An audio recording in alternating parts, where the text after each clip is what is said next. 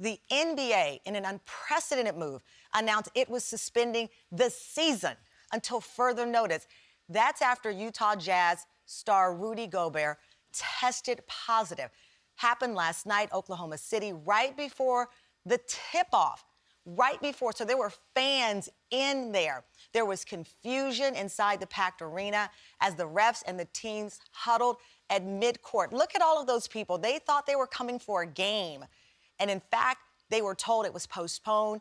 Joining us now outside Chesapeake Energy Arena in Oklahoma City is Abigail Ogley, anchor at our affiliate KOCO 5 News. Abigail, tell me just the mood there. Before we talk about now, the players, as I understand, they were quarantined until 1 a.m. local time.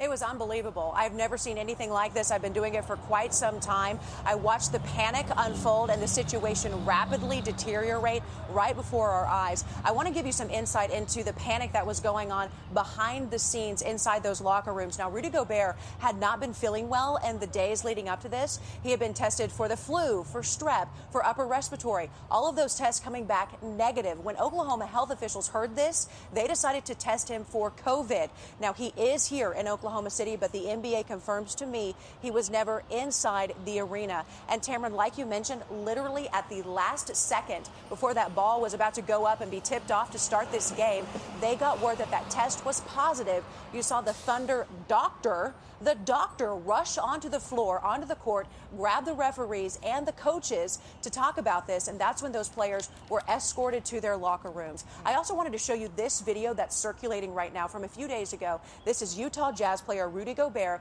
talking with the Utah media, joking about being sick, and then after his press conference was over, he made a point to touch every single microphone and recorder as he walked out. 2 days later, he tested positive for the coronavirus. There's so many questions there, Abigail, and I know you don't have all the answers to them, and the NBA has to explain, I think, first of all, what prompted them to test him, and why proceed knowing there was a potential. If he was tested, there had to be a sign of something. That didn't come out of anywhere, and people should have been aware of that and dealing with that. Nevertheless, what are the players now? Where are they now? What are the fans who were inside? What's been the reaction?